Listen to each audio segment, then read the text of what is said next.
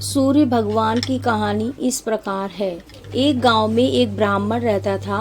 वह सूर्य भगवान का भक्त था। वह हर रोज सुबह सूर्य उदय से पूर्व उठकर नहाता धोता और सूर्य भगवान की कहानी कहता व सुनता था। इन सब में उसे देर हो जाती थी और वह ज्यादा काम नहीं कर पाता था, जिसके कारण उसे उसकी पत्नी बहुत डांटती थी एवं समाज वाले भी उसे निकम्मा कहते थे। एक दिन इन सब चीजों से परेशान होकर वह ब्राह्मण बाजार से पूजन का सामग्री लेकर जंगल में चला गया। वहां एक सूखी नदी के किनारे एक सूखे पीपल का पेड़ था, जहां बैठकर वह ब्राह्मण सूर्य भगवान की कहानी पढ़ने लगा एवं उनकी पूजा करने लगा। पूजा खत्म होने के बाद वह नदी से जल लेकर सूर्य भगवान को समर्पित करता है। जैसे ही उसके द्वारा चढ़ाया गया जल नदी और पीपल के पेड़ पर गिरता है, वैसे ही नदी साफ पानी से भर जाती है और पीपल का पेड़ हरा भरा हो जाता है। सूर्य भगवान उस नदी के जल में प्रकट होकर कहते हैं, हे ब्राह्मण, मांग, क्या मांगता है? ब्राह्मण ने यह सुनकर सोचा कि यह आवाज किसी भूत प्रेत की तो नहीं है। तब वह घर जाकर यह सारी बात अपनी पत्नी को बताता है। तब उसकी पत्नी समझ जाती है कि सूर्य भगवान ने इन्हें दर्शन दे दिए हैं। ब्राह्मण की पत्नी उसे समझाती है और कहती है कि सूर्य भगवान आपसे प्रसन्न होकर आपको वरदान देना चाहते हैं।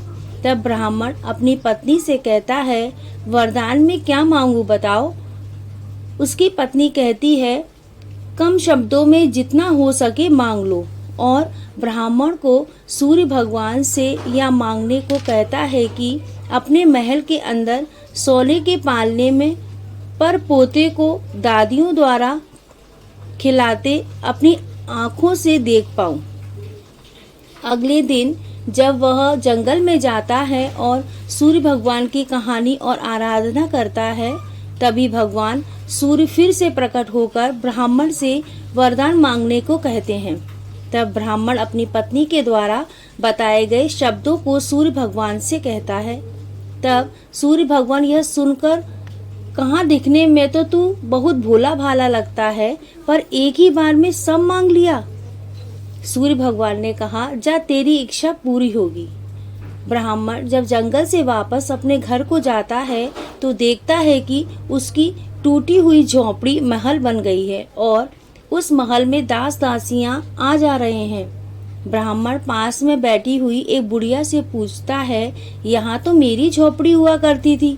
उसी समय महल की खिड़की से एक सुंदर सी महिला गानों और सुंदर कपड़ों से लदी हुई बाहर आई और ब्राह्मण से आकर बोली, आ जाओ, यह अपना ही घर है। सूर्य भगवान ने तुम्हारी मनोकामना पूर्ण कर दी है।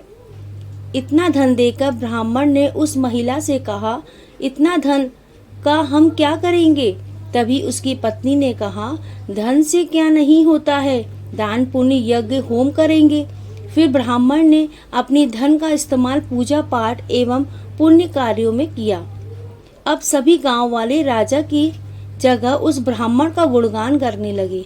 राजा ने यह सब सुनकर ब्राह्मण को बुलाया और पूछा, कल तक तो आपको खाना भी नहीं मिलता था, आज यह धन कहाँ से आ गया?